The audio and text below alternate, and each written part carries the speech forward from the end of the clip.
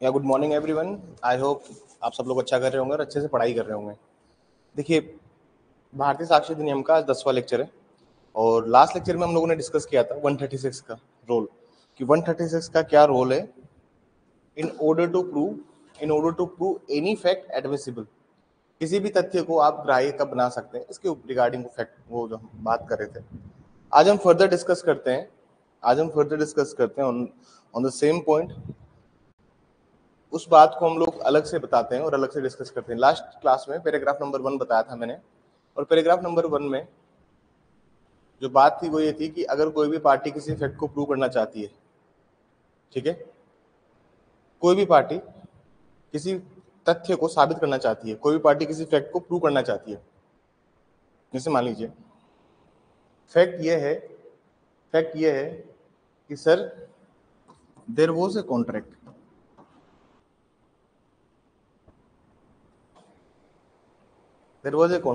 ये एक फैक्ट है। अगर पार्टी चाहती है इस बात को साबित करना कि यहाँ एक संविदा थी या फिर वहां पे एक संविदा थी, अब कोई भी पार्टी किसी फैक्ट को प्रूव करना चाहती है तो सबसे इंपॉर्टेंट बात ये होती है कि जैसा आप पूछ सकते हैं कि जिस फैक्ट को आप साबित करना चाहते हो कि ये रिलेवेंट कैसे है। मान लीजिए एक केस चल रहा था, मर्डर का केस चल रहा था। क्या चल रहा था? एक मर्डर का केस था जिसमें ए बी को शॉट डेड कर देता है, गोली मार के उसकी हत्या कर देता है। अब सवाल सबसे इंपॉर्टेंट सवाल ये है, पार्टी अपने डिफेंस में कहती है sir there was a contract. क्या कहती है कि वहां पे एक संविदा थी। तो जज साहब पूछ सकते हैं कि why there is a contract and how it is relevant to the case. मतलब ये संविदा कैसे सुसंगत है उस मेन फैक्ट के साथ में। मान लीजिए एक ट्रायल चल रहा है, that A shot dead B, A has intention to kill B. एक पार्टी एक तथ्य रखती है, सर वहां पे एक कॉन्ट्रैक्ट था, मतलब ये एक तथ्य है, sir there was a contract. तो जज साहब पूछ सकते हैं कि सर क्रिमिनल केसेस में ये कॉन्ट्रैक्ट कहाँ से आ गया and how it is relevant to this case. मतलब ये चीज इस मेन फैक्टिंग इशू के साथ सुसंगत कैसे है। समझ में आई बात? जज साहब पूछ सकते हैं कि कैसे ये रिलेवेंट है, और ये बेसिकली डिस्क्रिशन है कोर्ट का। क्या है? न्यायालय का एक विवेकाधिकार है। लास्ट क्लास में मैंने शायद पैराग्राफ नंबर 1 के ऊपर आपको लिखवा दिया था, ठीक है, कि कैसे डिस्क्रिशन होता है, किस तरह से काम करता है। आज हम बात करेंगे पैराग्राफ नंबर 2 की। किसकी बात करेंगे? पैराग्राफ नंबर 2 की। पैराग्राफ नंबर 2 क्या कहता है इसको समझेंगे। अब पढ़िए एक बार पैरेग्राफ को। If the fact propose to be proved is one of which evidence is admissible only upon of some other fact, such last mentioned fact must be proved before evidence is given to the fact first। क्या कहना चाह रहा है? एक बार निकालिए 141, और जिनके पास पुराना बैलेट है प्लीज वो 136 निकालिए। देखिए, एडमिसिबिलिटी की बातें दो सेक्शन करते हैं एविडेंस के अंदर। मतलब अगर मैं कहूं कि तथ्यों की ग्राह्यता, एडमिसिबिलिटी ऑफ फैक्ट्स की बातें दो सेक्शन करते हैं, एक है 104, एक है 136 पुराने वाले के हिसाब से। एक है 104, एक है 136, ठीक है। और अगर मैं नए वाले के हिसाब से बात करूं, तो सर वो सेक्शन कौन सा हो जाएगा? ये सेक्शन हो जाएगा सर 107। मतलब 107 और 141 जो है ये एडमिसिबिलिटी की बात करते हैं। पूरे एविडेंस एक्ट में कहीं पे भी कोई भी सेक्शन नहीं है जो एडमिसिबिलिटी की बात करता हो, जो कि तथ्यों की ग्राह्यता की बात करता हो। तथ्यों की ग्राह्यता से क्या मतलब है कि सर आप किसी किसी तथ्य को साबित करना चाहते हो तो न्यायालय पूछ सकता है कि भाई साबित कर दोगे तो ठीक है, लेकिन ये भी बताओ रिलेवेंट कैसे होगा। अगर मैं आपको ये मोरल ऑफ द स्टोरी समझाना चाहूँ तो सर कोर्ट आपको कहेगा कि चलो ठीक है, आपने इस फैक्ट को साबित कर दिया, सबसे अंत में बताओ कि रिलेवेंट कैसे हुआ, मतलब सुसंगत कैसे हुआ। आपने जो फैक्ट को, आप किस तथ्य को साबित करना चाहते थे आपने कर दिया, लेकिन ये रिलेवेंट कैसे हुआ ये भी आपको अंततः बताना पड़ेगा। ये भी आपको लास्टली प्रूव करना पड़ेगा कोर्ट के सामने, that how such fact is relevant before the court of law. ये भी आपको बताना पड़ेगा। जैसे मैं पैराग्राफ नंबर 2 की बात करता हूँ। पैराग्राफ नंबर 2 में अगर आप पढ़ेंगे, if the fact propose to be proved is one of which evidence is admissible only upon proof of some other fact, such last mentioned fact must be proved before evidence is given of the fact first mentioned, unless the party undertakes to give proof of such fact the court is satisfied with such undertaking। मतलब ये ऐसे कहना चाह रहा है कि मान लीजिए एक फैक्ट दूसरे फैक्ट के ऊपर रिलेवेंट है। समझना बात, एक फैक्ट दूसरे फैक्ट के ऊपर रिलेवेंट है, एक तथ्य दूसरे तथ्य से सुसंगत है। जैसे मान लीजिए ए के फेवर में एक विल है, क्या है, वसीयत है। ए को जब ये वसीयत मिली, ए को जब ये विल मिली, तो ए गया कोर्ट में, इसको इसके लिए कोर्ट में गया इसके लिए प्रोबेट के लिए, इसके लिए गया, चलो इसे प्रोबेट मिल जाएगी, ठीक है, क्योंकि विल के ऊपर क्या मिलती है आपको, प्रोबेट मिलती है। अब कोर्ट में उसको दो चीजें साबित करनी है, एक तो विल साबित करनी है, दिस इज फैक्ट नंबर, ये तथ्य नंबर 1 है कि उसको क्या साबित करनी है, विल। दूसरा फैक्ट क्या है सर, अगर आप फैक्ट नंबर 2 की बात करोगे तो ये क्या है सर, डेथ, ठीक है। तो पार्टी क्या करती है सर, एक अंडरटेकिंग देती है, अंडरटेकिंग मतलब एक ऐसी चीज में न्यायालय के समक्ष लिख के दे रही है, एक ऐसे केस में न्यायालय के समक्ष लिख के दे रही है। आप अगर लाइन पढ़ेंगे, ठीक है, देखिए क्या लिखा हुआ है, तब जब तक कि पक्षकार इसे तथ्यों को साबित करने का वचन ना दे दे, मतलब वचन ना दे दे का मतलब क्या है कि पार्टी अंडरटेक करेगी, अंडरटेक करके क्या लिखेगी, पार्टी कहेगी कि कोर्ट को बोलेगी sir please allow me to prove fact number 2 first. Undertaking क्या लिख रही है कि सर मुझे तथ्य नंबर 2 को पहले साबित करने दिया जाए, फिर मैं तथ्य नंबर 1 को साबित करूंगा। अगर आपको कोई विल प्रूव करनी है तो सबसे पहले क्या चीज साबित करोगे कि भाई उस पार्टी की डेथ हो गई है जिसने विल बनाई है। बात समझ में आ रही है? तो कोर्ट को आप लिख के दे रहे हो specifically, kindly allow me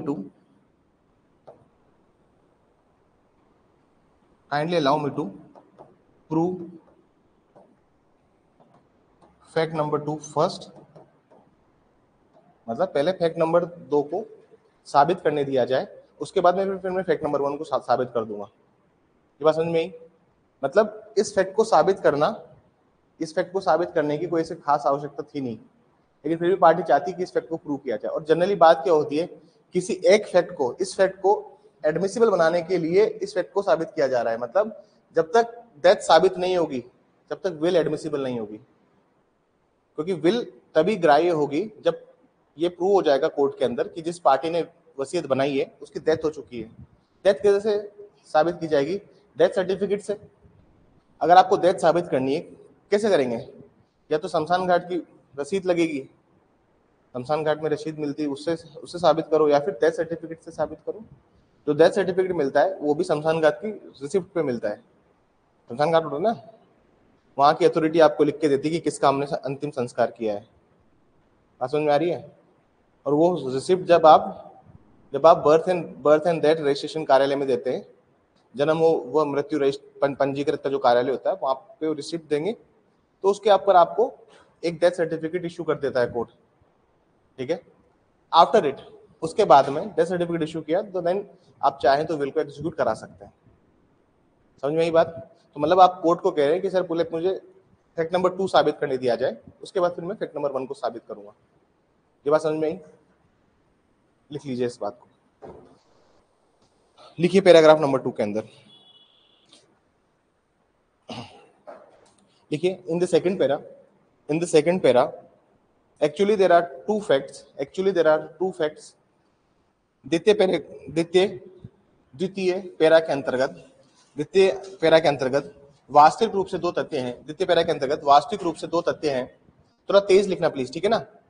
in the second para actually there are two facts, द्वितीय पैरा के अंतर्गत वास्तविक रूप में दो तथ्य हैं,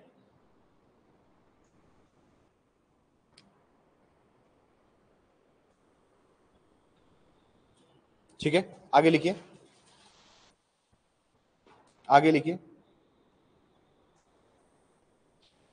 लिखिए, one fact is alias fact of which evidence is sought, on which evidence is sought. प्रथम तथ्य वह है कि जिस पर पक्षकार साक्ष्य देना चाहता है। प्रथम तथ्य वह है कि जिस पर पक्षकार साक्ष्य देना चाहता है। प्रथम तथ्य वह है कि जिस पर पक्षकार साक्ष्य देना चाहता है। प्रथम तथ्य वह है कि जिस पर पक्षकार साक्ष्य देना चाहता है। And the other fact is that, और अंतिम तथ्य वह है कि अंतिम तथ्य वो है कि जिसका जिसके अस्तित्व से अंतिम तथ्य वो है कि जिसके अस्तित्व से प्रथम तथ्य साबित किया जाएगा, जिसके अस्तित्व से प्रथम तथ्य साबित किया जाएगा। And other fact is such fact, and other fact is such fact, and other fact is such fact. On such existence, on such existence, first fact is to be proved. On such existence, first fact is to be proved. First fact is to be proved. आगे लिखिए।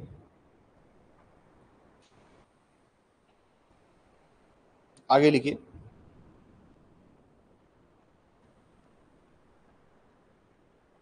Here, full stop लगा के लिखना। Here, the last mentioned fact. Here, the last mentioned fact. Here, the last mentioned fact must be proved before evidence is given. Here, the last mentioned fact must be proved before evidence is given. लिखिए। यहाँ अंतिम वर्णित तथ्य, यहाँ अंतिम वर्णित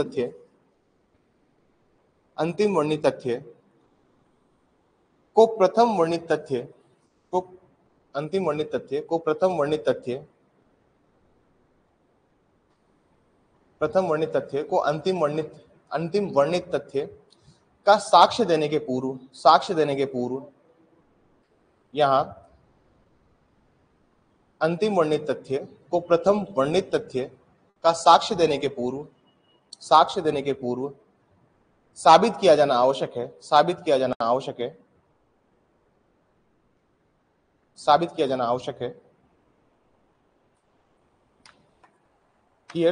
Here such last mentioned fact must be proved before evidence is given before evidence is given लिखा है यहाँ तक before evidence is given to the first fact mentioned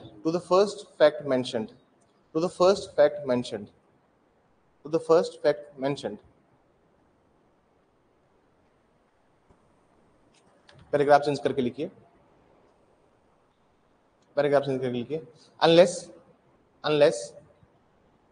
unless the party who propose to give evidence of such facts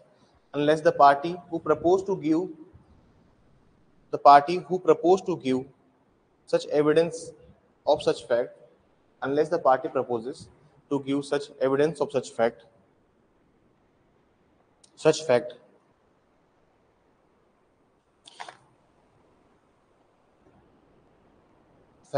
has given undertaking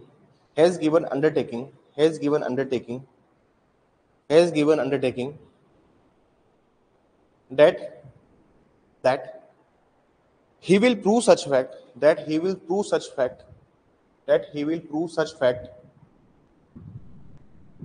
after proving of first fact after proving of first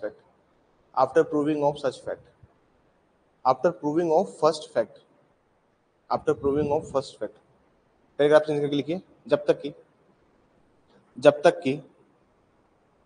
कि पक्षकार ऐसे तथ्यों को साबित करने के लिए न्यायालय को वचन ना दे दे तब तक कि पक्षकार ऐसे तथ्यों को साबित करने के लिए न्यायालय को वचन ना दे दे और न्यायालय ऐसे वचन से संतुष्ट ना हो ठीक है। आइए पैराग्राफ 3 पे।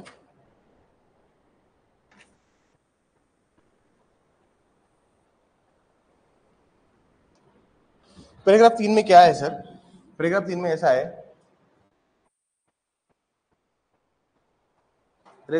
है, कि दो फैक्ट्स हैं।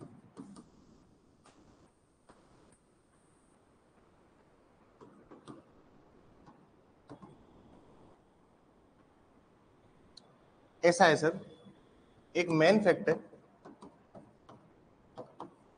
किसी मेन फैक्ट को साबित करने के लिए ये दोनों फैक्ट प्रूव करना आवश्यक है। मतलब एक मुख्य तथ्य है, समझिए इधर, एक मुख्य तथ्य है, इस मुख्य तथ्य को साबित करने के लिए दोनों तथ्यों को साबित करना आवश्यक है। बात समझिएगा। मतलब यहाँ पे जो दो तथ्य हैं, दोनों तथ्यों को साबित करना पड़ेगा किसी मुख्य तथ्य को साबित करने के लिए। ठीक है, जैसे मान लीजिए एक केस है, उसमें इंक्वायरी चल रही है कि जब ए ने बी को मारा तो क्या ये वही बंदूक है जिससे मारा, तो दो तथ्य साबित करने पड़ेंगे। मतलब सवाल ये था, A has shot down be with pistol, मतलब ए द्वारा बी को पिस्टल से मारा गया। ठीक है, ये मेन तथ्य था जिसको, ये मेन फैक्ट इसको सब साबित करना चाहते हैं। अब आपको ये फैक्ट साबित करना है, मतलब आपको ए की लायबिलिटी साबित करनी है। भाई ए ने ही मारा, ए नहीं मारा, दो फैक्ट साबित करने पड़ेंगे। पहला फैक्ट तो क्या साबित करना पड़ेगा कि जो गन है, इस गन के ऊपर जो फिंगरप्रिंट है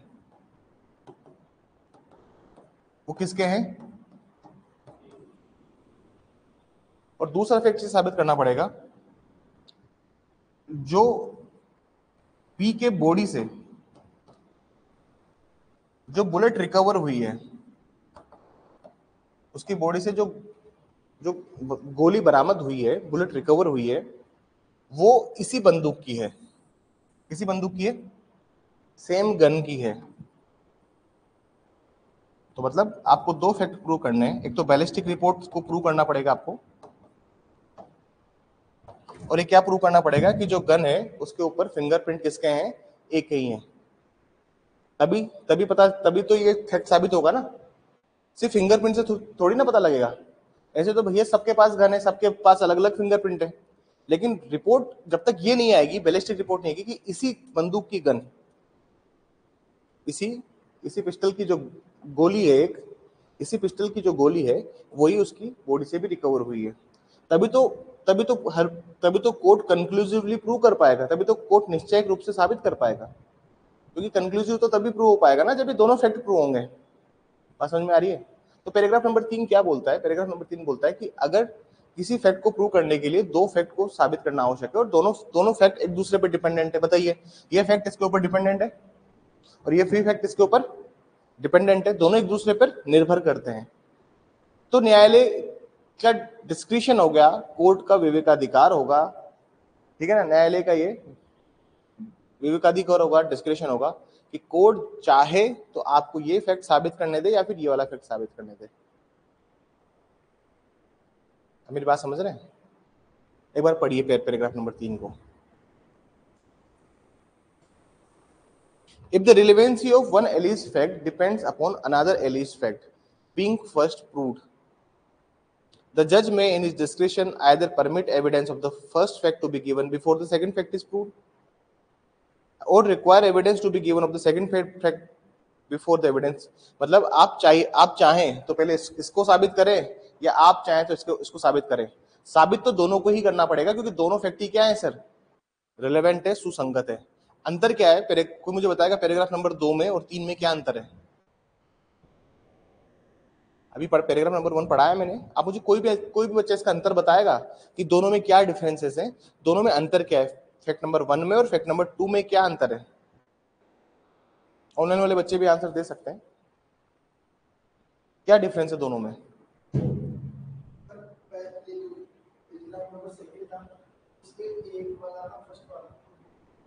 वो तो यहाँ पे भी करता है,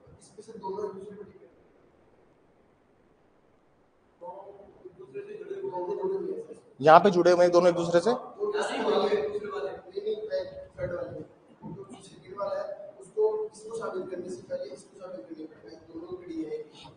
अगर मैं सिंपल लाइन में बताऊंगा, हाँ अच्छा अटेम्प्ट है आंसर देने का, ऑलमोस्ट क्लोज थे। देखिए पैराग्राफ नंबर 2 और 3 में क्या डिफरेंस है ना। मैं बात करता हूँ पैराग्राफ नंबर 2 की और मैं बात करता हूँ पैराग्राफ नंबर 3 की। सुनिएगा बात और समझने की कोशिश कीजिएगा। What is the main difference between paragraph 2 and 3?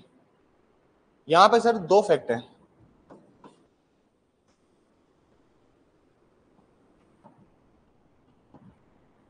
Sir fact number 1 तो रिलेवेंट ही है, ये तो सर सुसंगत है,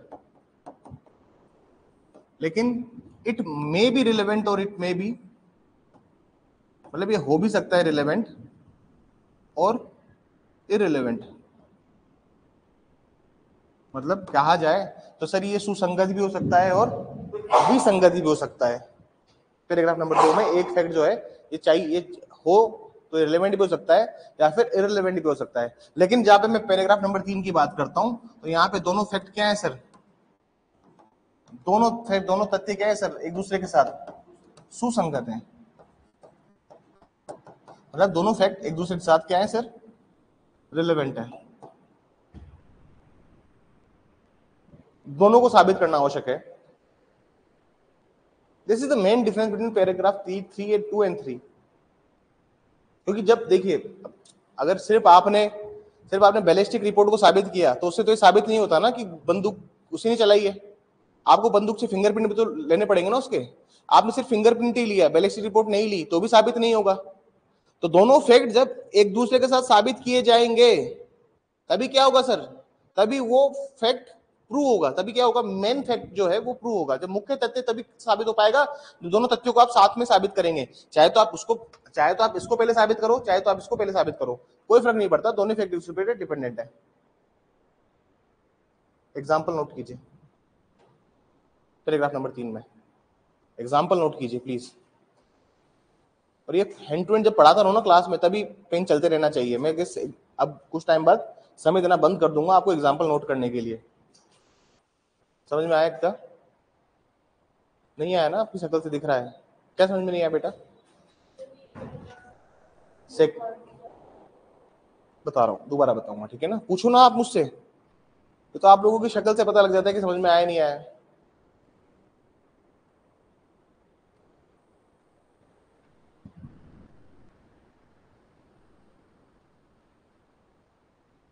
बाकी को समझ में आया हेमांग?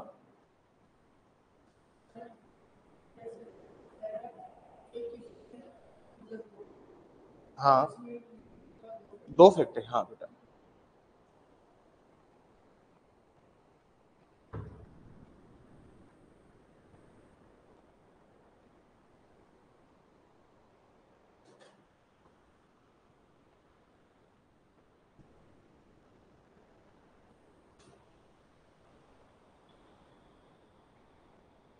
प्लीज मैं समय नहीं दूंगा नेक्स्ट टाइम डायग्राम बनाने के लिए, आप प्लीज हैंड टू हैंड क्लासें बनाइए, मेरा समय बहुत जाता है।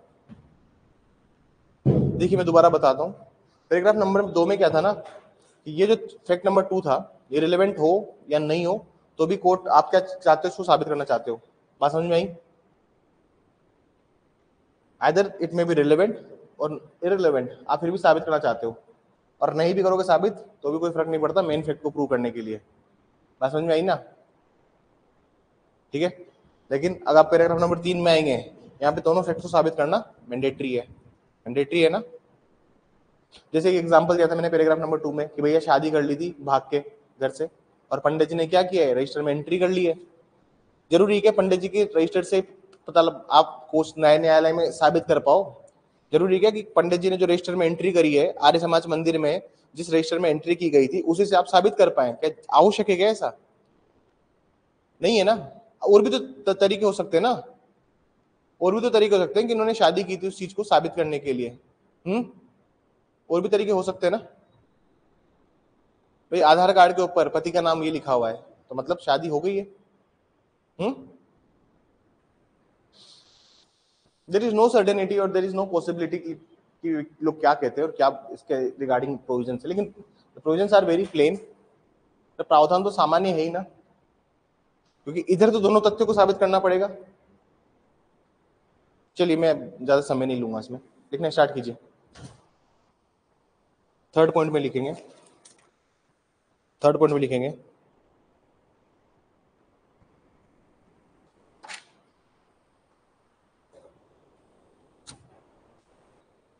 लिखिए, यदि एक अभिकथित तथ्य की सुसंगति, यदि एक अभिकथित तथ्य की सुसंगति, यदि एक अभिकथित तथ्य की सुसंगति अन्य अभिकथित अन्य अभिकथित अन्य अभिकथित तथ्य के प्रथम साबित होने पर, तथ्य के प्रथम साबित होने पर निर्भर हो,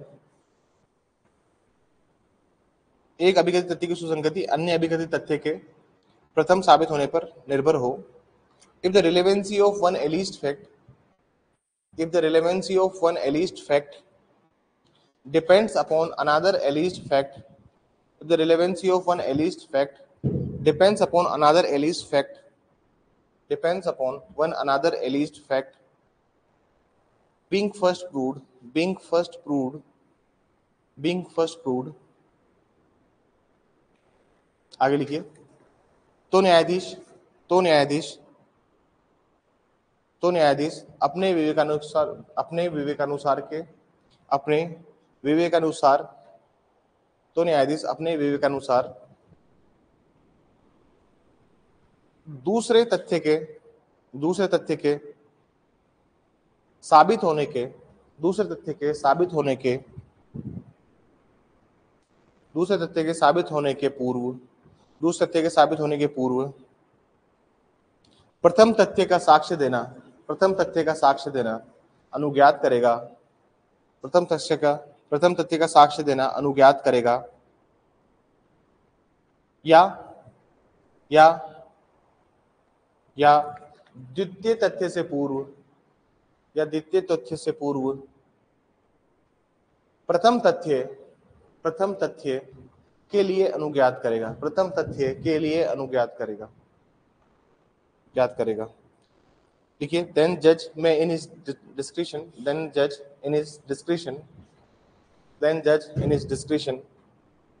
either permit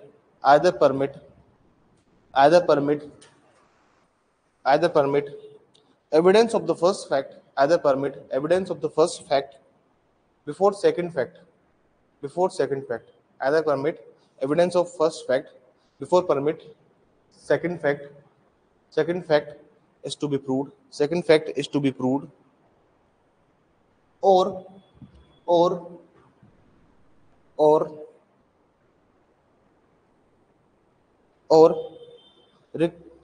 it also required to give evidence of second fact and it also required to give evidence of second fact and also required to give evidence of second fact before evidence of first fact तो मतलब simple सी बात में अगर मैंने क्या लिखवाया है, अगर आप डायरेक्ट में एक बार पढ़ेंगे तो मैंने लिखवाया कि सर या तो फर्स्ट फैक्ट का आप एविडेंस दीजिए बिफोर सेकंड फैक्ट या फिर सेकंड फैक्ट का एविडेंस दीजिए बिफोर फर्स्ट फैक्ट। मतलब प्रथम तथ्य का साक्ष्य दीजिए आप द्वितीय तथ्य के साक्ष्य के पहले जो न्यायालय अनुज्ञात करेगा उस चीज के लिए, या फिर आप द्वितीय तथ्य का साक्ष्य दीजिए पहले उसके पहले प्रथम तथ्य के साक्ष्य के पहले न्यायालय उस चीज को अनुज्ञात करेगा।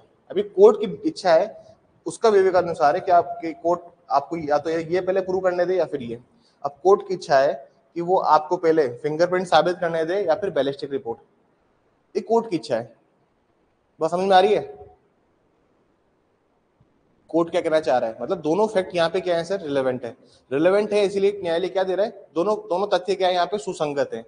Both facts here are relevant and that's why the main reason कि कोर्ट आपको अलाउ कर रहा है to prove the evidence of such fact. समझ में आई ये बात? अब आपको देखिए ये प्रोविजन क्यों है, जैसे 136 यहाँ पे खत्म हो जाता है। अगर आप पूरे प्रोविजन को समझेंगे तो पूरा प्रोविजन रिगार्डिंग लिटरली एक बात बोल रहा है कि आप किसी भी तथ्य को साबित करो, लेकिन सबसे पहले साबित करो, कोई दिक्कत नहीं है। आप किसी फैक्ट को प्रूव करना चाहते हो करो, लेकिन एंड ऑफ द डे वो रिलेवेंट होना चाहिए। क्या होना चाहिए? सुसंगत होना चाहिए। आप किसी भी तथ्य को साबित करना चाहते हो करो, पर उस क्या होना चाहिए? सुसंगत होना चाहिए। If you want to prove any fact you can prove, but end of the day वो क्या होना चाहिए? रिलेवेंट होना चाहिए। मतलब कोर्ट का समय नहीं खराब होना चाहिए। मान लीजिए एक तथ्य को साबित करने लग गए, आप मान लीजिए ये तथ्य को साबित करने लगे कि चंपा कहाँ रहती थी, चलो ठीक है, कोर्ट ने आधा घंटा का टाइम मांग लिया कि चंपा कहाँ रहती थी, लेकिन अब एंड ऑफ द डे पता लगता है कि it is not relevant to the case. समझ नहीं बात? अब चंपा कहाँ रहे उससे कोर्ट को क्या मतलब है? भाई ये फैक्ट इश्यू के साथ तो जुड़ा हुआ हो या फिर ये रिलेवेंट फैक्ट तो हो। अब ये दूर दूर तक कोई लिंक नहीं, चंपा कहाँ रहती थी, तो फिर आपका पर्पस खत्म हो गया ना। पहले फैक्ट में हमने ये समझा, पहले जो पैराग्राफ था हमने ये समझा कि भैया तुमको प्रूव करना है कोई फैक्ट करो, लेकिन ये भी बता देना कि ये रिलेवेंट कैसे है। जैसे आप पूछ सकते हैं कि ये रिलेवेंट कैसे है। दूसरा फैक्ट ये कि अगर कोई पार्टी अंडरटेकिंग लिख के दे दे कोर्ट को कि sir we want to prove so and so fact before that fact. तो कोर्ट पूछ सकता है कि भाई रिलेवेंट कैसे है, और अगर कोर्ट चाहे तो अलाउ भी कर सकता है आपको, चलो उसको साबित कर दो, चाहे वो चीज इरेलीवेंट क्यों ना हो। बात समझ में आई?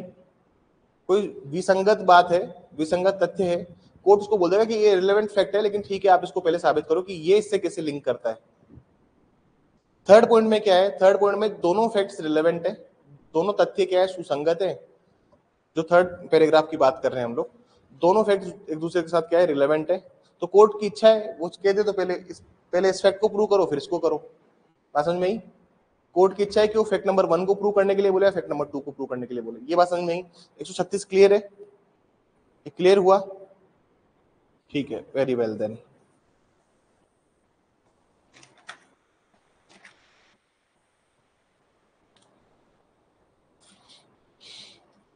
अब देखिए एक प्रोविजन है यहाँ पे, एक हेडिंग डालिए,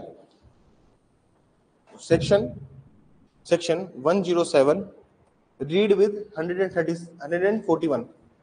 सेक्शन 107 सपठित धारा 107 सपठित धारा 141। Section 107 read with section 141। ये दोनों 107 और 141 में क्या है सर? एडमिसिबिलिटी की बात हो रही है, ग्राह्यता की बात हो रही है। पहले ये प्रोविजन क्या हुआ करते थे? अगर आप पहले देखेंगे तो पहले ये प्रोविजन हुआ करते थे 104 और 136। अब ये बात बन गई 104 और 141। क्या होता है सर ये प्रोविजन? इसको समझिए सर। जब कभी भी क्या होता है, किसी फैक्ट को साबित करना है आपको, ठीक है ना? देखिए कल को आपको साबित करना है कि ये डाइंग डिक्लेरेशन है। क्या बताना है? कि ये मृत्युकालीन कथन है। मृत्युकालीन कथन क्या होते हैं? कि भैया आदमी जब एक्सपायर होने वाला था उसके पहले कुछ स्टेटमेंट देके गया है। जैसे सर ऐसा हुआ कि झगड़ा हुआ दो आदमी के बीच में, एक आदमी को घायल अवस्था में, आप हॉस्पिटल में डॉक्टर हो, घायल अवस्था में उसको हॉस्पिटल में लेके आए, और आपको डॉक्टर हो, आपको ये रियलाइज हो गया है कि यार ये आदमी बच नहीं पाएगा क्योंकि बहुत ज्यादा ब्लड लॉस हो चुका है, लेकिन अभी भी उसको still he has some conscious, अभी भी उसको क्या है, भान है, थोड़ा सा होश में है वो आदमी। आप डॉक्टर हो, आपने हैंड टू हैंड पुलिस को फोन किया, भाई पुलिस को आने में 15-20 मिनट तो लगेंगे, समझ में आई बात? अब पुलिस 10-15 मिनट में आएगी, तब तक तो आदमी बचे ना बचे। तो आपने क्या किया, मोबाइल की रिकॉर्डिंग ऑन करी और उससे पूछा कि किसने मारा आपको, ऐसी हालत कैसे हुई आपकी। तो उसने बताया कि ये, उसने कॉज ऑफ डेथ अपना बताया, उसने जो मृत्यु का कारण है उसको स्पष्ट किया, उसने अपने कॉज ऑफ डेथ को बता दिया कि इस वजह से मेरी ये हालत हुई। या फिर क्या वो सर्कमस्टांसेस बताया उसने, वो परिस्थिति बताई जिसकी वजह से उसकी हालत हुई। जरूरी है कि नाम ही बताए? अरे हो सकता है ना कोई ढीला आदमी हो, भाई ये हुआ कैसे आपके साथ? अरे सवाल भी तो पूछने का तरीका होता है ना, कि किसने किया और ये हुआ कैसे। किसने किया तो कॉज ऑफ डेथ आ जाएगा, ये हुआ कैसे तो सर्कमस्टांसेस बताएगा ना भी पूरा। तुमसे सवाल पूछने का भी तरीका आना चाहिए ना तुम्हें, तुम किस तरह से सवाल पूछ रहे हो। सर सवाल पूछ लिया उससे कि किसने किया आपके साथ ये सब, तो नाम बता देगा भाई, पर आपके साथ ये हुआ कैसे। तो ये डॉक्टरों को कहाँ इतना पता होता है कि सवाल किस तरह से पूछना है। जो एक पुलिस वाला पूछेगा तो उसकी क्या है, वो एक्सपायर होने के पहले उसने स्टेटमेंट दे दिया था कि उसने पूरी सर्कमस्टांसेस बताया और 2-5 मिनट का वीडियो बन गया था उसका। तो टाइम ड्यूरेशन वीडियो फॉर्म में हो गया रिकॉर्ड। वो तो भैया इलेक्ट्रॉनिक रिकॉर्ड को आप सर्टिफिकेट लगा के डॉक्टर साहब सर्टिफिकेट लगा के दे देंगे, समझ में आई बात? डॉक्टर साहब साइन कर दे देंगे मेरे फोन से वीडियो शूट हुआ था मरने के पहले, एडमिसिबल तो है ही चीज। अब सर ऐसा हुआ, इस केस में डाइंग डिक्लेरेशन साबित करना था आपको, ठीक है? लेकिन डाइंग डिक्लेरेशन को साबित करने के पहले आपको क्या साबित करना पड़ेगा कि उस आदमी की क्या हो चुकी है अब, और डेथ के साथ एक और रिपोर्ट साबित करनी पड़ेगी, पोस्टमार्टम रिपोर्ट। तो डेथ कैसे हुई है, डेथ कैसे हुई है उसका पता कैसे लगेगा? पोस्टमार्टम में लगेगा सर। अब पीएम की रिपोर्ट लगेगी तभी तो पता लगेगा कि डेथ उन्हीं इंजरीज से हुई है जिस इंजरी का वो जिक्र कर रहा है वीडियो के अंदर। अरे ये चीज तो होगी ना। तो डेथ का सर्टिफिकेट भी चाहिए और प्लस पोस्टमार्टम की रिपोर्ट भी चाहिए, तभी तो साबित करोगे कि भाई डाइंग डिक्लेरेशन सच है ना। एक तो मालूम पड़ रहा है बहुत चोटें लगी हुई, लेकिन डेथ में पोस्टमार्टम में क्या आ रहा है कि हार्ट फेलियर हो गया, ब्लड लॉस की वजह से डेथ नहीं हुई है, वो घबरा गया इस वजह से डेथ हुई है। तो कॉज ऑफ डेथ तो पता है, उसने बता दिया डाइंग डिक्लेरेशन में कि ऐसी मेरी हालत हुई, लेकिन अगर कोई और रीजन होता तो तो पोस्टमार्टम में तो पता होना चाहिए ना। क्या पता उसको ब्रेन में ऐसा ट्यूमर हो जिससे उसको थोड़ा सा चोट लगते ही वो ट्यूमर बर्स्ट कर गया, दिमाग में एक ट्यूमर हो उसके, थोड़ी सी उसके हल्की सी चोट लगी है, हाथ पांव से तो खून निकल रहा है, लेकिन हाथ पांव से खून निकलना है मतलब मरेगा नहीं आदमी, बात समझ में आ रही है। लेकिन क्या पता उसके हल्की सी सर में हल्की सी चोट लगी थी इंटरनल, उसकी डेथ हो गई हो, बात समझ में आ रही है, और इंटरनल ट्यूमर बर्स्ट कर गया हो। तो पोस्टमार्टम की रिपोर्ट भी बहुत मैंडेटरी होती है जब आप डायन डिक्लेरेशन के केसेस में जा रहे हो, क्योंकि वही तो चीज बताएगी ना कि डेथ का एक्चुअल कोज क्या रहा, क्या डेथ का एक्चुअल कोज इसके साथ कोरोबरेट कर रहा है डायन डिक्लेरेशन के साथ, क्या डेथ का एक्चुअल कोज संपुष्ट कर रहा है कि डेथ क्यों हुई। तो sir there are so many factors जो डिपेंड करते हैं डायन डिक्लेरेशन को एडमिसिबल बनाने के लिए। अब बात समझ में आई आपको। अगर मान लीजिए तो 104 ये कहता है कि if you want to prove something, अगर आप किसी भी चीज को साबित करना चाहते हो तो पहले आपको क्या साबित करना पड़ेगा, वो चीज जिसके ऊपर वो दूसरा तथ्य ग्राह्य होता है। एक बार 107 निकाल लिए आप और उसका इलस्ट्रेशन पढ़िए, पहला इलस्ट्रेशन 107 का पहला इलस्ट्रेशन पढ़ेंगे अपन। जिसके पास बैरेक्ट पुराना वाला है तो 104 का पहला इलस्ट्रेशन पढ़िए। प्लीज बैरेक्ट लेके आइए, जो जिन बच्चों के पास बैरेक्ट नहीं है अब बैरेक्ट लेके आना स्टार्ट कीजिए। अब ऑलमोस्ट आज 10वीं क्लास है।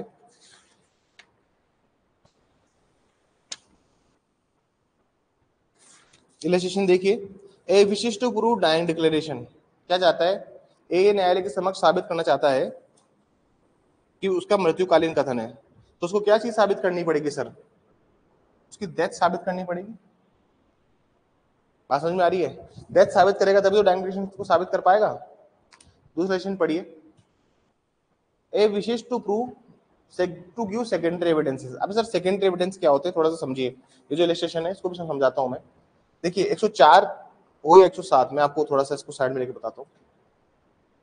ये दो जगह है जहां पे एडमिसिबिलिटी की बात हो रही है। एक सेक्शन 104 और नया वाला 107, पुराना वाला 136 और नया वाला 141। समझ में आ जाए, कंफ्यूज तो नहीं होगा ना।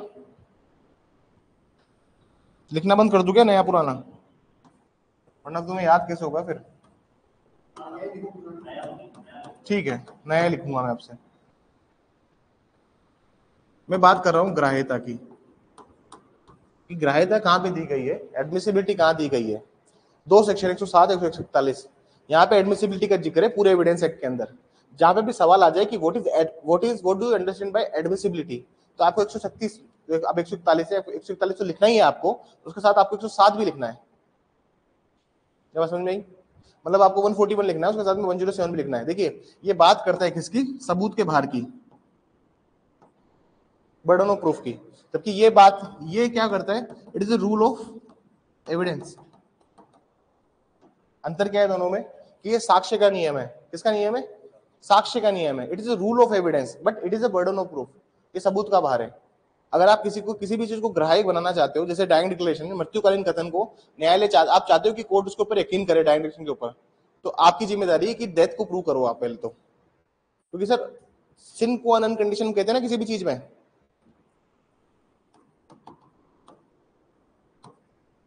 ये सिन क्वा नॉन को साबित करने की जिम्मेदारी 107 में दी गई है। सिन क्वा नॉन मतलब क्या होता है, सिन क्वा नॉन मतलब होता है कि which is the essential condition to prove any fact, to prove any fact, उसकी जो सिन क्वा नॉन कंडीशन है वो 107 में।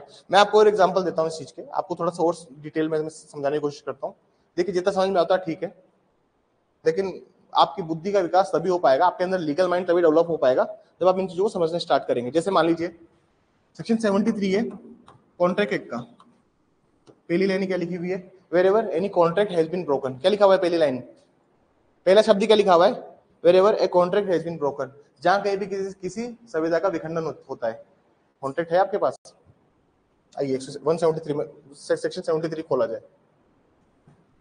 समझने की कोशिश कीजिएगा। देखिए the provisions are very simple, आप प्रोविजन को समझना स्टार्ट कीजिए। जहां पे भी सिन को अन कंडीशन साबित करनी है तो क्या लगेगा, 104 जो अब बन गया 107 सेक्शन 73 ऑफ इंडियन कॉन्ट्रैक्ट। चलिए पहली लाइन ही पढ़ेंगे हम लोग। क्या लिखा है? When a contract has been broken, लिखा हुआ है when a contract has been broken. मतलब अगर केस इस तरह से है, सुनिएगा पहली लाइन क्या लिखा हुआ है? Where a contract has been broken, मतलब जहां कहीं भी कोई संविदा का खंडन हो गया है। अब सर केस ऐसा था, सुनिएगा केस क्या था? ए और बी दो पार्टीज है, ये दो पार्टीज बोलती है कि सर हमारे बीच में क्या था? कॉन्ट्रैक्ट था, ठीक है ना। और ए बोल रहा है, ए ने केस फाइल किया है ब्रीच ऑफ कॉन्ट्रैक्ट का, संविदा के भंग होने का केस फाइल कर दिया है। सुनिएगा क्या क्या फाइल कर दिया? संविदा के भंग होने का। अब ये चाहता है कि संविदा का भंग हुआ है, तो इसके लिए सबसे पहले इसको क्या बताना पड़ेगा? सबसे पहले बताना पड़ेगा कि एक संविदा थी, देयर वाज ए कॉन्ट्रैक्ट। और ये जो तथ्य साबित करेगा, ये कहां से हुआ है? 107 से। सबूत का भार कहां पे आ जाएगा? 107।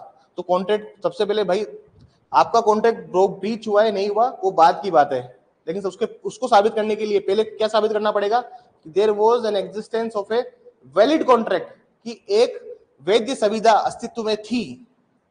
बात समझ में आ रही है? जब कभी भी, तो कहने का मतलब ये है कि जब कभी भी आप एक सिन क्वा नन कंडीशन को बताते हो कोर्ट के सामने, सिन क्वा नन का मतलब वो कंडीशन जो कि एसेंशियल है in order to prove any fact admissible.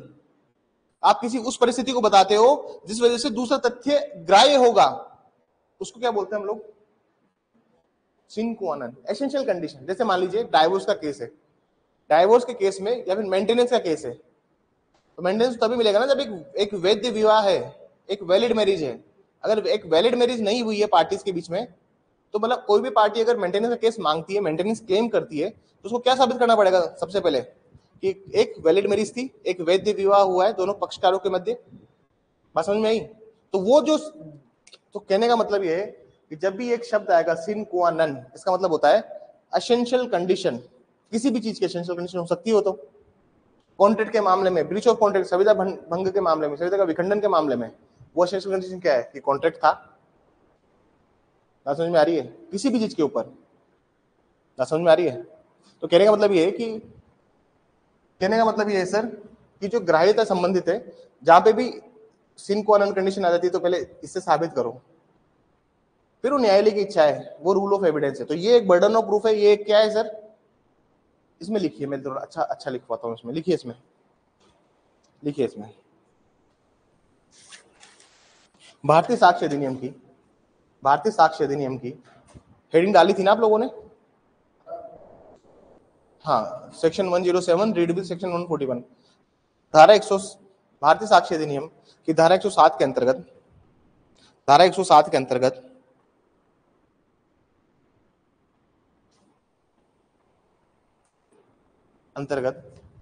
सबूत के भार, सबूत के भार को बतलाया गया है, सबूत के भार को बतलाया गया है अंडर, लिखिए अंडर सेक्शन 107 ऑफ भारतीय साक्ष्य अधिनियम, अंडर सेक्शन 107 ऑफ भारतीय साक्ष्य अधिनियम, अंडर सेक्शन 107 ऑफ भारतीय साक्ष्य अधिनियम।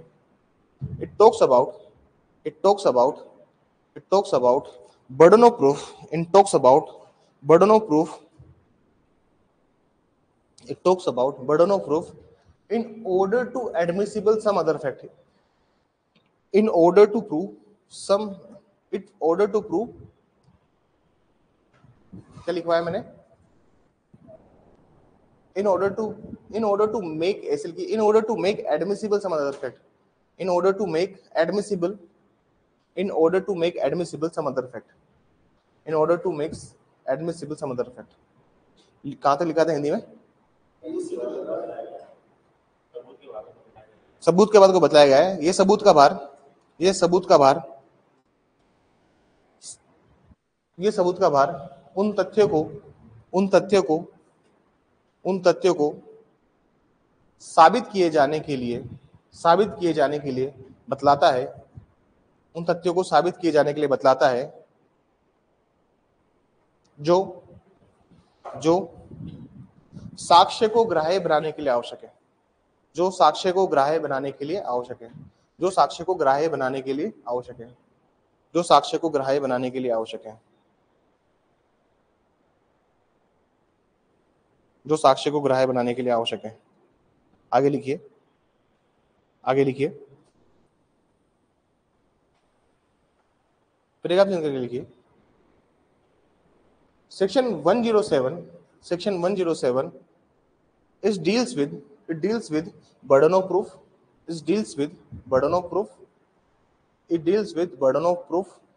However, section 141 is the rule of evidence,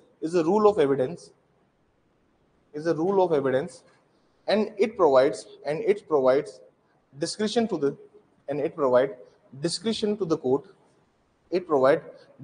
the court.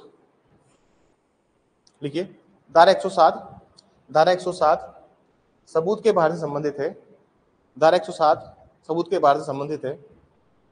वहीं धारा 141 एक साक्ष्य का नियम है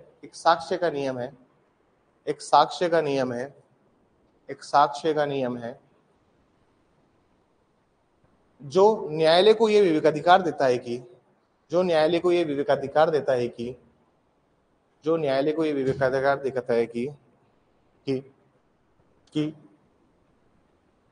सुसंगत तथ्यों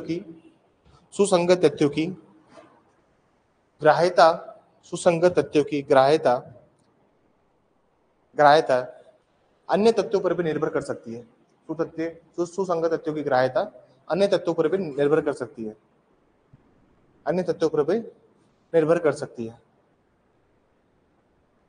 It gives discretion to the court. कहाँ तक लिखवा है? It provides discretion to the court that admissibility of one fact may also depends upon some other. Admissibility of one fact may also depends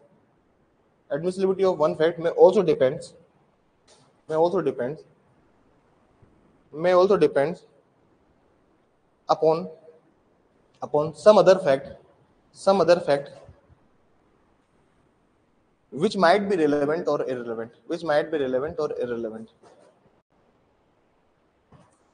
अन्य तथ्यों पर निर्भर करती है। क्या लिखवा था? निर्भर कर सकती है, जो कि सुसंगत और विसंगत हो सकते हैं।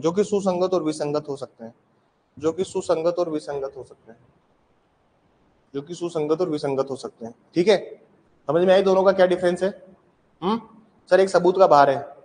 पार्टी क्या कह रहा है कि अगर आप चाहते हो कॉन्ट्रैक्ट है या नहीं उसको साबित करना, तो पहले साबित करो कि कॉन्ट्रैक्ट था। पहले तुम क्या साबित करना चाहते हो कि तुम्हारा ब्रीच ऑफ कॉन्ट्रैक्ट हुआ है, तो सबसे पहले तुम ये साबित करो कि कॉन्ट्रैक्ट था, क्योंकि दूसरी पार्टी क्या ही बोलेगी, अरे अपने रिटर्न स्टेटमेंट में इसकी लाइन, पहली लाइन क्या होगी, ये अपने लिखित कथन में क्या लिखेगा? पहली लाइन ही देयर वाज नो कॉन्ट्रैक्ट। क्या लिखेगा? कि हमारे बीच में कोई सुविधा थी ही नहीं, तो कहेगा ब्रीच, यही लिखेगा ना। अरे भैया, अगर ये अपने वाद पत्र में, ये अपने प्लेंट में, सबसे पहले प्लेंट के साथ में जो डॉक्यूमेंट लगाएगा, डॉक्यूमेंट क्या क्या लगाएगा? क्या क्या चीज के डॉक्यूमेंट लगाएगा? एक क्वांटिटी कॉपी लगाएगा। बेसिक सी बात है ना। तुम कह रहे हो कॉन्ट्रैक्ट था, तो क्वांटिटी कॉपी लगाओ। फिर देखिए, सिद्धांत बहुत ही ज्यादा टिपिकल और टफ नहीं है। तुम, ये बात समझ में आ रही है जो समझाना चाह रहा हूँ? तो provisions are not very difficult, जिसको हम डिफिकल्ट समझ रहे हैं। The provisions are very easy, they are very keen to understand. आपको समझना पड़ेगा इन प्रावधानों को। तुम ये समझ लो कि जहां पे भी किसी चीज को साबित करने के लिए कोई और तथ्य को साबित करना आवश्यक है, तो वो हमेशा 107 में चला जाएगा। I hope this is clear to everyone. I hope you will get it. आसान है? चलिए, आसान है तो फिर आगे चलते हैं।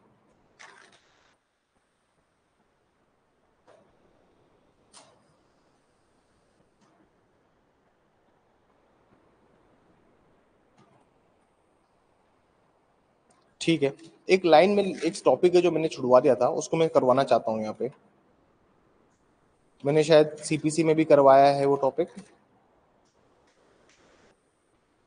सीपीसी में करवाया नहीं करवाया कि कब विवादक विषय,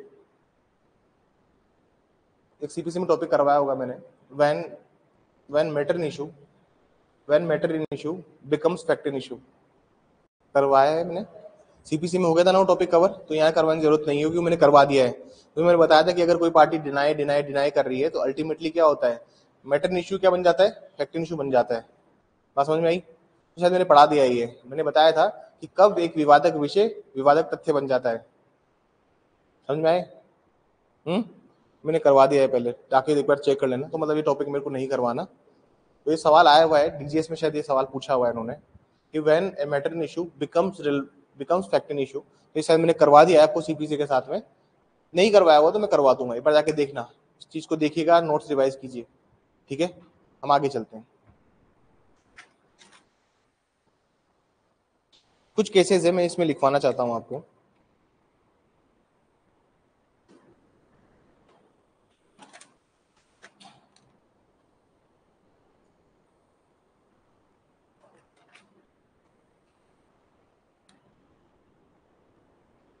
come this way, come this way, डालिए हेडिंग, डालिए heading.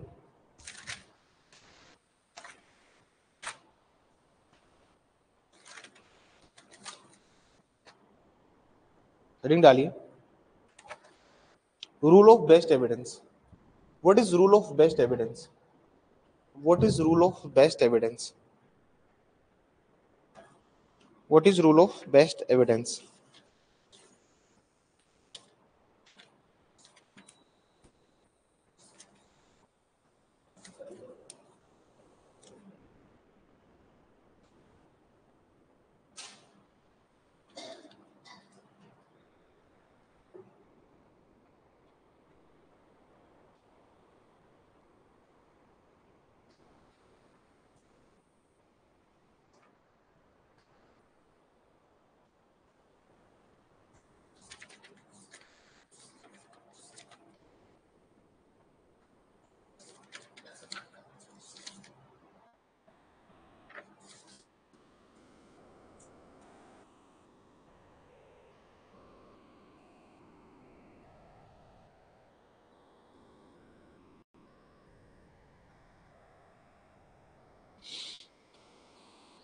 Rule of best evidence,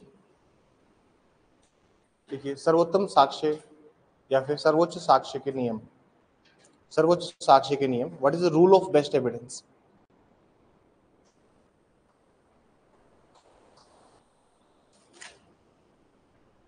देखिए, मैं बात करता हूं जहां पे रूल ऑफ बेस्ट एविडेंस की, देयर आर सेवरल पॉइंट्स जो कि बेस्ट एविडेंस को बताते हैं। देयर आर सेवरल पॉइंट्स जो कि इसको बताते हैं कि what is the best evidence, what should be the best evidence and how the best evidence is defined under the Indian evidence act.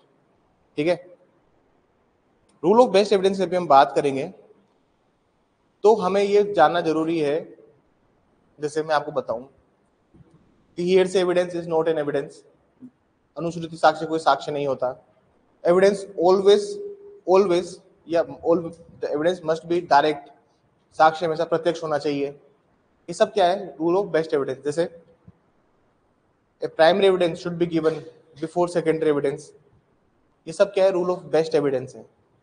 इसके बहुत सारे नियम है, मतलब ये लिस्ट ऐसी है जो अपने आप में एक संपूर्ण नहीं कहते, मतलब it is not an exhaustive list जिसको आप कहो कि चल 3 नियम है या 4 नियम है या फिर 5 नियम है, हम इनको कहें that it is the rule of best evidence. The rule of best evidence, we can not compare, we can not say that this rule is the best evidence.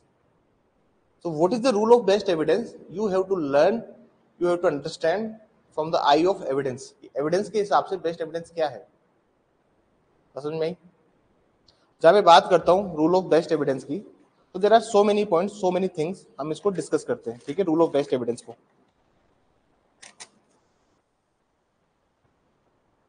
सबसे पहले है sir, rule of best evidence की जब मैं बात करूंगा तो इसमें लिखना स्टार्ट कीजिए, लिखना स्टार्ट कीजिए। पहला पॉइंट लिखिए, judgement shall be based upon relevant facts and which are duly proved. पहला पॉइंट लिखिए, सबसे रूल ऑफ बेस्ट एविडेंस का सबसे पहला रूल ये है कि निर्णय निर्णय निर्णय सम्यक, ऐसे लिखिए, निर्णय सुसंगत तथ्यों पर आधारित होने चाहिए। निर्णय सुसंगत तथ्यों पर आधारित होने चाहिए, जो सम्यक रूप से साबित भी हो, जो सम्यक रूप से साबित भी हो। Judgement shall be based upon relevant facts which are duly proved, जो सम्यक रूप से साबित भी हो। सेकंड पॉइंट लिखिए, rules of admissibility of evidence. Rules of admissibility of evidence, साक्ष्य के ग्राह्यता से संबंधित नियम, साक्ष्य के ग्राह्यता से संबंधित नियम, साक्ष्य के ग्राह्यता से संबंधित नियम, rules of admissibility of evidence. Third point लिखिए, exclusion of hearsay evidence, exclusion of hearsay evidence, अनुश्रुति साक्ष्य को अपवर्जित करना, अनुश्रुति साक्ष्य को अपवर्जित करना, rule of exclusion of hearsay evidence, exclusion of hearsay evidence. Fourth point लिखिए, documentary evidence will exclude oral evidence, documentary evidence will exclude oral evidence. दस्तावेजी साक्ष्य, दस्तावेजी साक्ष्य मौखिक साक्ष्यों को अपवर्जित करेंगे, दस्तावेजी साक्ष्य मौखिक साक्ष्य को, दस्तावेजी साक्ष्य मौखिक साक्ष्य को अपवर्जित करेंगे। एक सेकेंड, हेलो सर, एक बार क्लास के बाद फोन करता हूं मैं आपको, ठीक है? ठीक है। Documentary evidence will exclude oral evidence, ठीक है? पांचों पॉइंट लिखिए, पांचों पॉइंट लिखिए, exclusion of secondary evidence by primary evidence, exclusion of secondary evidence by primary evidence. लिखिए, प्राथमिक साक्ष्यों का द्वितीयक साक्ष्यों को अपवर्जित करना, प्राथमिक साक्ष्य का द्वितीयक साक्ष्य को अपवर्जित करना, द्वितीयक साक्ष्य को अपवर्जित करना। छठा पॉइंट लिखेंगे, the special powers of court, the special powers of court, the special powers of court, न्यायालय की विशेष शक्ति, धारा 168 सेक्शन 168 लिखना ब्रैकेट में। The special powers of court, the special powers of court, न्यायालय की विशेष शक्ति, सेक्शन 168 लिखिए। These are the plenary provisions, ठीक है?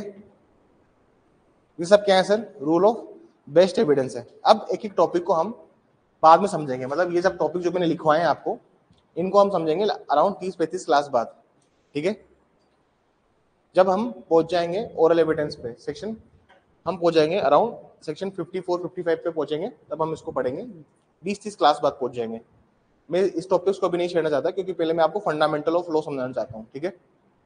मैं इसको नहीं, बस मैंने हेडिंग लिखवा दी कि what is the rule of best evidence, ये सब होते हैं। और जैसे मैंने आपको बताया कि भैया डॉक्यूमेंट्री एविडेंस प्रिवेल करेंगे सेकेंडरी एविडेंस पे, ये सबको पता है। ओरल एविडेंस नहीं लेंगे, क्योंकि दस्तावेज झूठ थोड़ी बोलता है, लोग झूठ बोल सकते हैं, डॉक्यूमेंट में जो लिखा है वो है। ठीक है ना? इस टॉपिक को मैं बाद में उठाऊंगा, ठीक है? कुछ दो केसेस में लिखवाना चाहता हूं आपको, दो केसेस में लिखवाना चाहता हूं। मैंने पंचशील का सिद्धांत लिखवा दिया है, शरद मृगजन शारदा मैंने लिखवा दिया है। मैं आपको दो केसेस लिखवाऊंगा यहाँ पे। एक में लिखाऊंगा विपिन शांतिलाल पांचाल। किसी ने प्रैक्टिस करी इस क्लास में? Has anyone practice in this class? किसी ने प्रैक्टिस करी इस क्लास में? बताइए मुझे।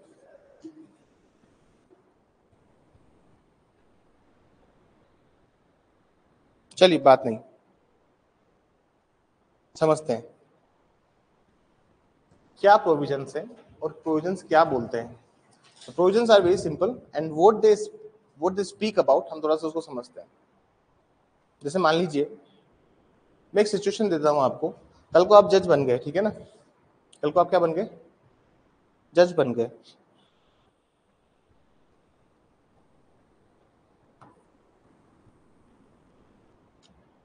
सिविल का केस, सिविल का एग्जांपल दूं, क्रिमिनल का एग्जांपल दूं?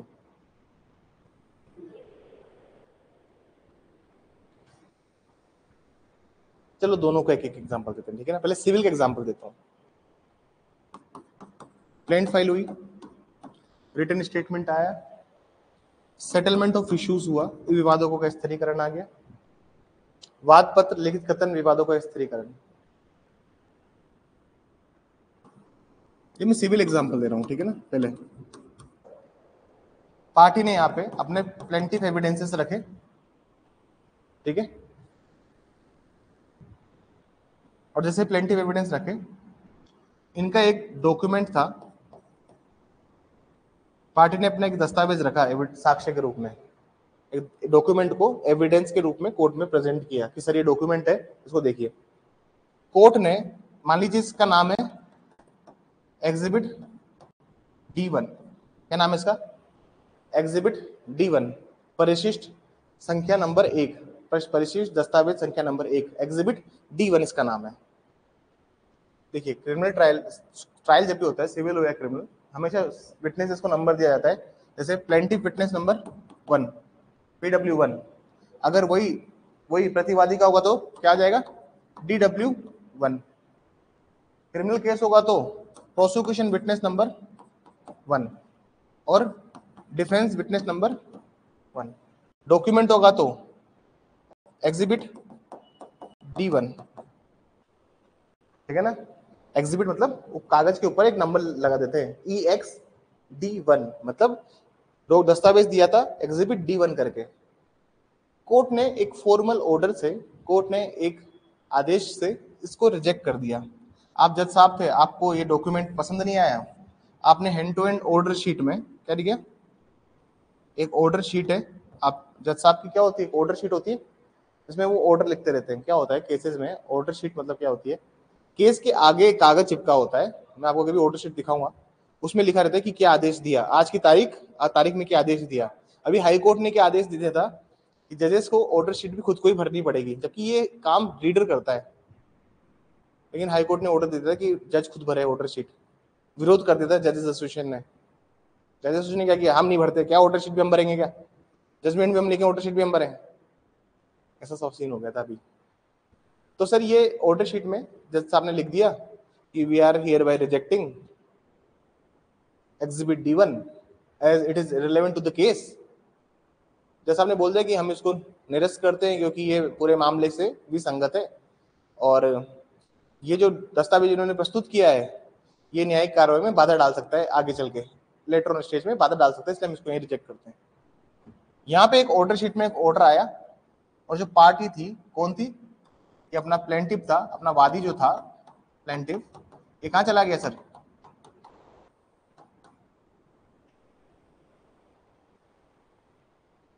अब सवाल ये हमारे पास में आता है सर कि सर अगर ऐसे हर एक डॉक्यूमेंट के रिगार्डिंग या फिर किसी भी चीज के रिगार्डिंग ऑर्डर भी अगर फॉर्मल पास करते हैं, उसकी अपील तो कर ही सकते हैं। सिविल में क्या होता है, अपील का राइट है, क्रिमिनल में अपील का राइट नहीं है। क्रिमिनल में क्या नहीं है, अपील का अधिकार नहीं है। सिविल में क्या है लेकिन, अपील का अधिकार है सर। तो भैया उन्होंने क्या किया, अपील कर दी। अभी पार्टी अपील में अगर चली गई तो केस का तो फिर ऐसा तो फिर केस चल ही नहीं पाएगा कभी। ऐसे तो पार्टी हर जगह जगह क्या करेगी सर, भाई ये तो हर चीज की पार्टी का ऑब्जेक्शन होता है ना, फिर तो ट्रायल तुम्हारी चल ही नहीं पाएगी कभी।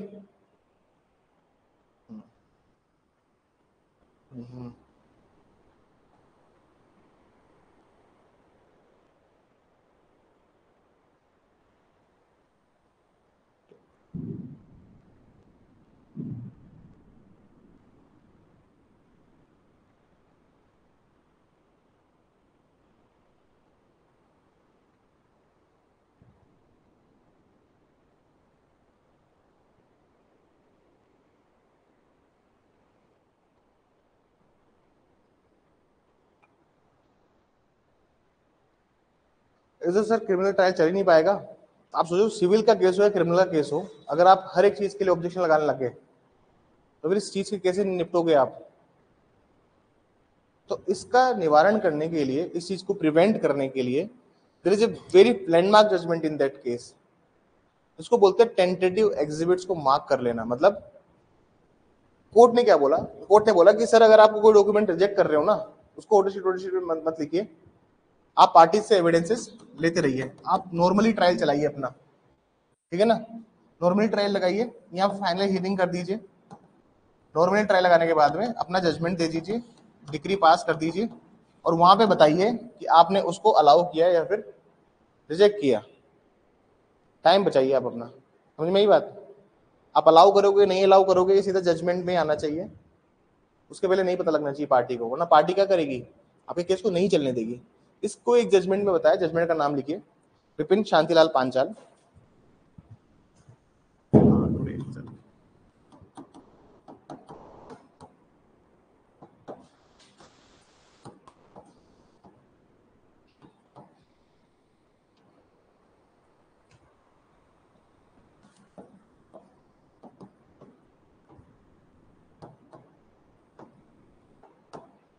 Vipin Shantilal Panchal versus state of Gujarat in another.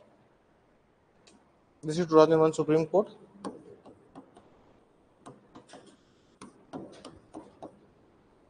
दो 2001 सुप्रीम कोर्ट का केस है ये, और ये भी एक रीजन है कि क्यों केसेस पेंडिंग है।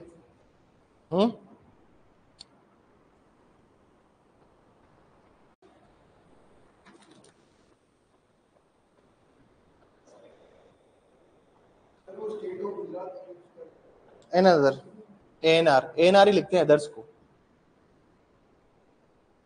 एन अनादर्स जो होता है ना, अदर होता है तो OTH लिख देते हैं, और ये अनादर है।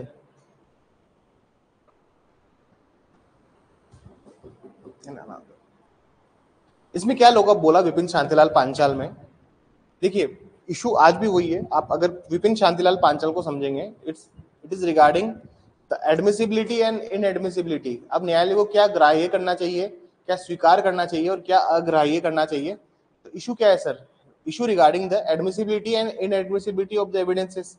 आज भी यही ना सर, हमने पूरा एडमिसिबिलिटी पढ़ लिया कि चीजें एडमिसिबल होनी चाहिए। ये इस केस में ये बोला गया है कि whether the case is admissible or inadmissible, you have to look after one thing, and the thing is क्या बात है सर, वो बात ये है अननेसेसरी इंटरफेयर मत करो। आप मत बताओ पार्टीज को that what you have admissible, आपने क्या चीज ग्राह्य करी है या फिर इनएडमिसिबल की है। यही तो इशू है ना भाई। इशू क्या है, ग्राह्यता से संबंधित ये कि ये साक्ष्य को आपने क्यों ग्राह्य नहीं किया। एडमिसिबिलिटी और इनएडमिसिबिलिटी का तो इशू है। अगर ये डॉक्यूमेंट को न्यायालय एक्सेप्ट कर लेता, तुम जज हो, कल को तुमने मान लीजिए एक ऑर्डर शीट में लिख दिया कि हम नहीं लेते, वहीं विवाद हो जाएगा ना, वकील तो वहीं पे विवाद खड़ा कर देगा। तो तुम्हें भी तो उस चीज से कैरी आउट करना पड़ेगा ना भाई। तुम भी तो चाहते हो ना कि डिस्पोजल हो केस का, तुम चाहते हो कि पड़े रहे केस। ये बात तो आप भी नहीं चाहते, आप भी चाहते हैं कि केसेस की पेंडेंसी खत्म हो। समझ में आ रही है। लिखिए इसमें विपिन शांतिलाल पांचाल में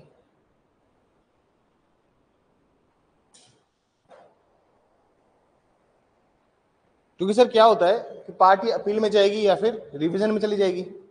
रिवीजन कब होता है, रिवीजन तब होता है जब पेंडेंसी ऑफ सूट हो। पेंडिंग है तब चली गई पार्टी रिवीजन में। So these are the basic and fundamental problems which are currently dealing with the cases.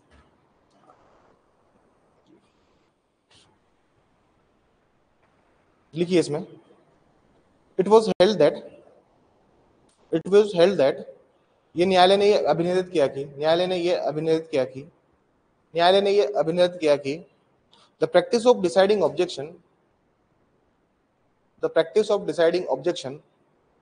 By the trial court लिखिए ट्रायल कोर्ट द्वारा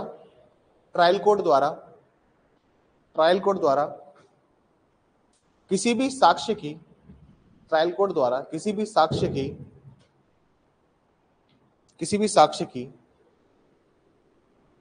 ग्राह्यता से संबंधित आपत्ति को ट्रायल कोर्ट द्वारा किसी भी साक्ष्य की ग्राह्यता से संबंधित आपत्ति को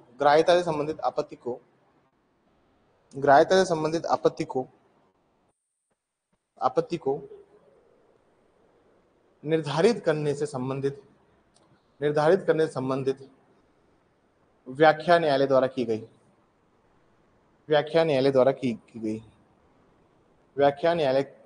गई the practice of deciding the objection by trial court regarding the admissibility of evidence, regarding the admissibility of evidence, regarding the admissibility of evidence in the course of trial, in the course of trial, in the course of trial,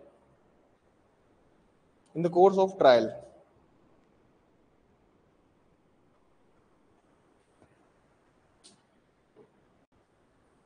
न्यायालय द्वारा न्यायालय द्वारा न्यायालय द्वारा ग्राह्यता को अभिनिश्चित करने पर, न्यायालय द्वारा ग्राह्यता को अभिनिश्चित करने पर, deciding the admissibility of evidence, deciding the admissibility of evidence, it may lead to the parties, it may lead to the parties, it may lead to the parties to go in revision. साक्ष्य की क्या लिखवा है मैंने हिंदी में? अभिनिश्चित करने पर पक्षकार पक्षकार पुनरीक्षण में चले जाते हैं, पुनरीक्षण में चले जाते हैं और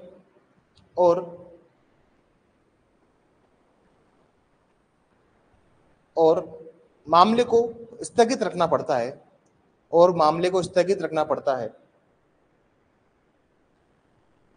स्टेइंग द ट्रायल क्या लिखवा है लास्ट में?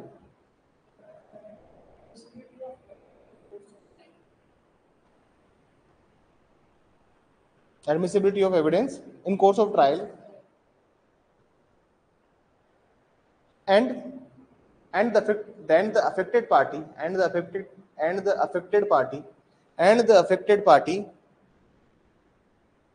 may go to the revision court, may go to the revision court.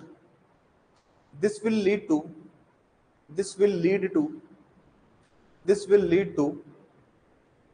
staying of trial. This will lead to staying of trial. This will lead to staying of trial. न्यायालय ने इस case के माध्यम से न्यायालय ने इस केस के माध्यम से इस परिस्थिति को दूर करने के लिए कुछ सुझाव दिए। न्यायालय ने इस केस के माध्यम से इस परिस्थिति को दूर करने के लिए कुछ सुझाव दिए। देखिए, the court by this case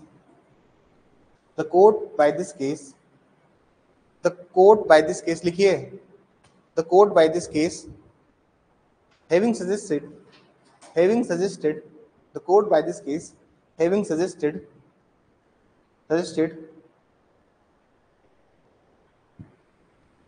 few alternatives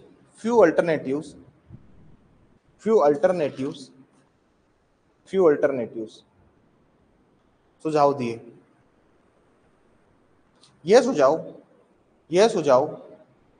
सुझाव साक्ष्य की ग्राह्यता, यह सुझाव साक्ष्य की ग्राह्यता और अग्राह्यता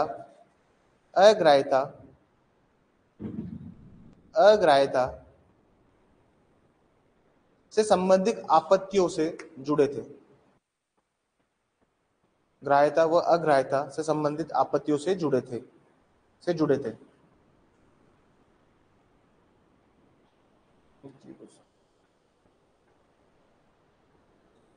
ठीक है, इज इट क्लियर? लिखिए, these objections were related to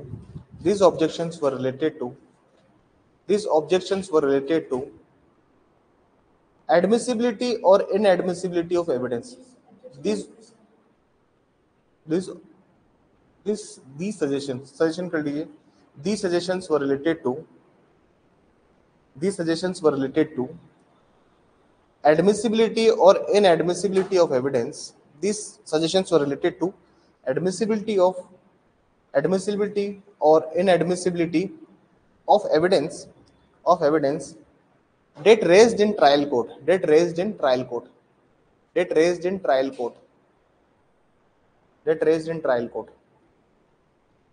ठीक है, पैराग्राफ से लिखिए। On the same point, the trial court held that न्यायालय ने इस बिंदु पर अभिनिर्देशित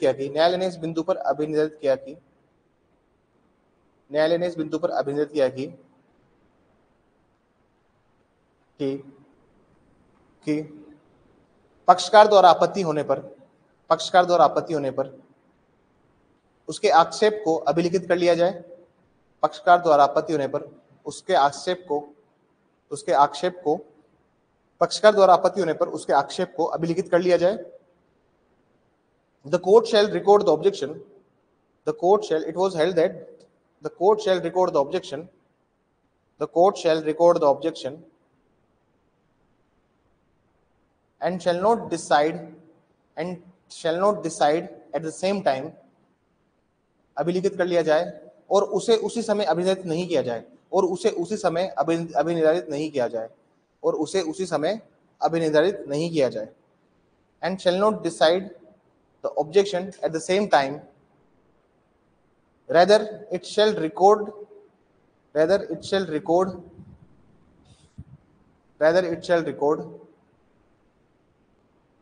न्यायालय ऐसे लिखिए अपितु न्यायालय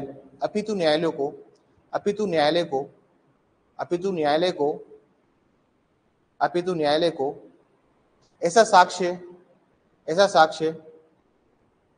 अभिलिखित कर लेना चाहिए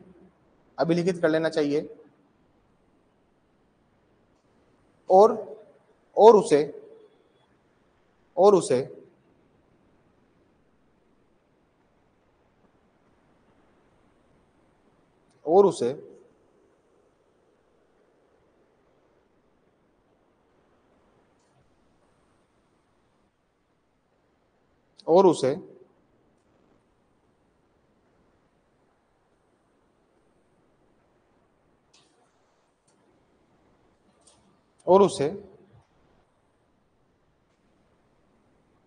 अस्थायी रूप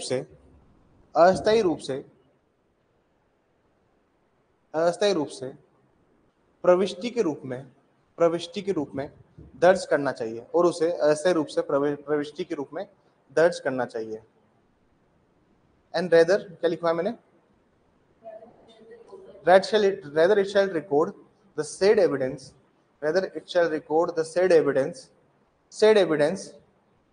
as tentative exhibit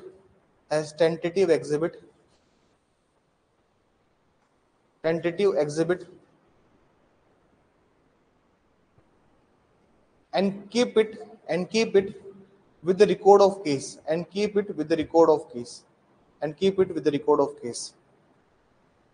दर्ज कर लेना चाहिए।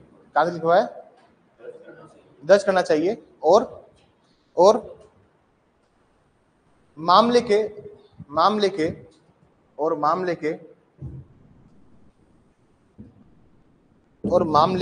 साथ अभिलिखित कर लेना चाहिए मतलब आप अस्थायी रूप से दर्ज कर लो उसे। समझ में आ रही बात भाई?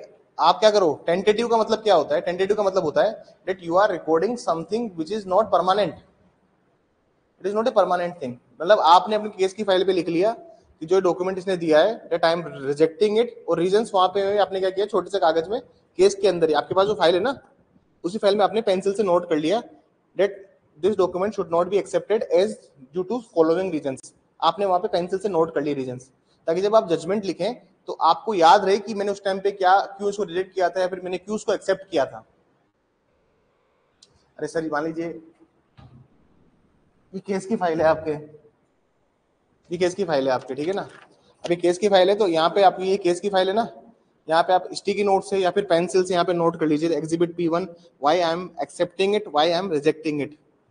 बात समझ में आ रही है? उससे क्या होगा ना, आपका जब आप जजमेंट देने जाएंगे तो आपका समय बचेगा कि मैंने इसको क्यों स्वीकार नहीं किया या फिर मैंने इसको क्यों अभी स्वीकार किया।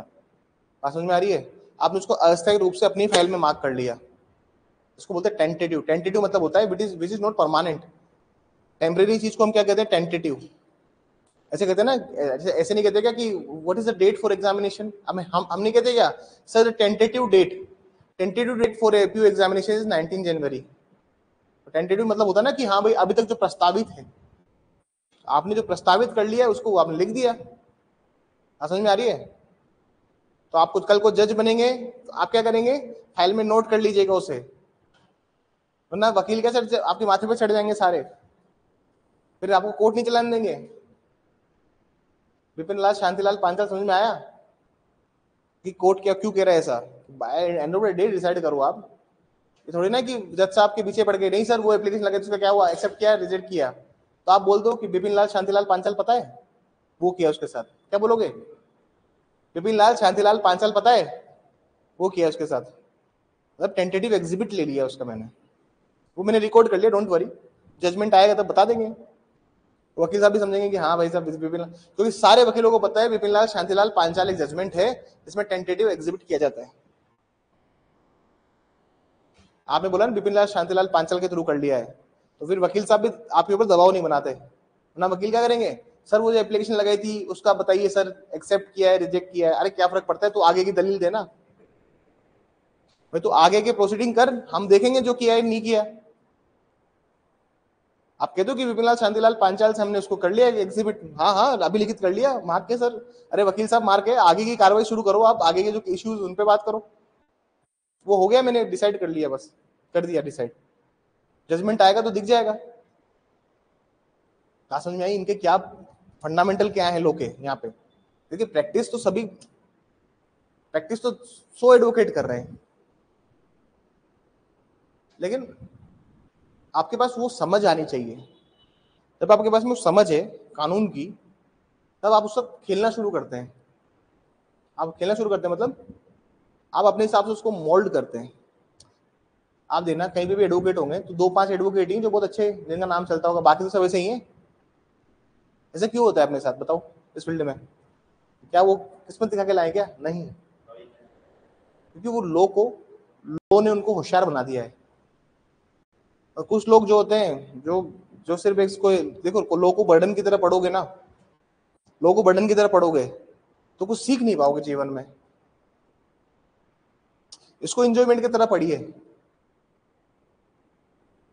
और करना कुछ नहीं है, जब भी क्लासेस लो बहुत सीरियस फोकस और अटेंटिव होकर बैठो, हर बात सुनो मेरी, आपका इससे अपने आप आपका इससे लगाव हो जाएगा।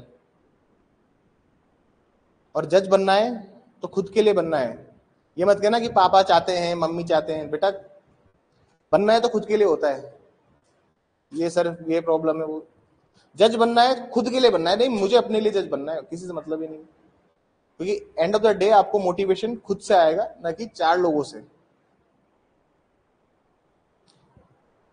अब होता है ना पापा ये चाहते हैं मुझे मैं जज बनूं, पापा तो बेटा बचपन में कुछ और ही चाहते थे, तूने लो में एडमिशन ले लिया इसलिए वो चाहते तू जज बने, वरना तेरे को तो डॉक्टर इंजीनियर सीए पता नहीं क्या बनाना चाहते होंगे, है ना?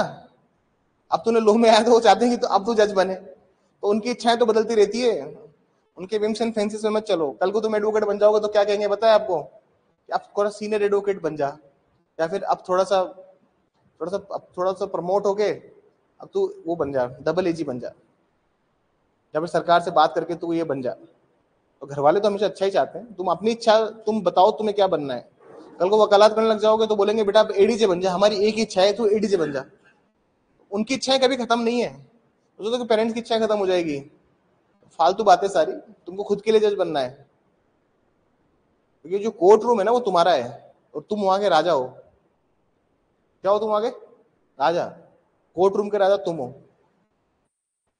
और कोर्ट में चलेगी तुम्हारी।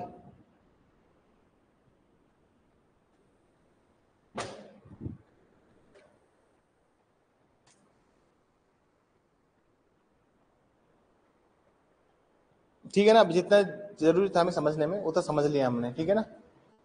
और लिखवाओगे इसमें भाई क्या क्या एडवांटेज होगा, टाइम बचता है कोर्ट का, ये सब फालतू बातें, इतना आरजेस में नहीं आता है, केस का नाम याद रखना तुम्हें जरूरी है, क्योंकि इंटरव्यू में पूछ सकते हैं कि व्हाट इज टेंटेटिव एग्जिबिट।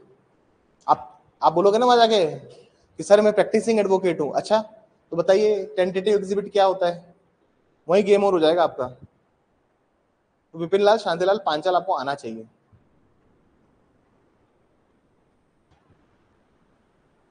और हिंदी मीडियम में वाले भी बच्चों से भी टेंटेटिव एग्जिबिट ही कहे गए, आप ये नहीं बोल सकते इंटरव्यू में जाके कि सर इसको हिंदी में क्या कहते हैं, कहोगे क्या हाईकोर्ट जज को, हाँ इतनी हिम्मत है तुम्हारी, कहोगे क्या हाईकोर्ट जज को जाके सर इसको हिंदी में क्या कहते हैं? इसलिए बेटा हिंदी इंग्लिश दोनों में इसलिए पढ़ाता हूँ ताकि तुम्हारे दिमाग में फिट हो ये चीजें।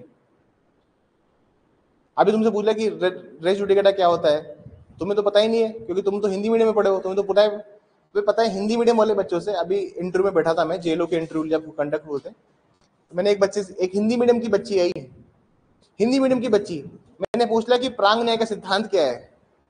क्या पूछा मैंने? प्रांग न्याय का सिद्धांत क्या होता है?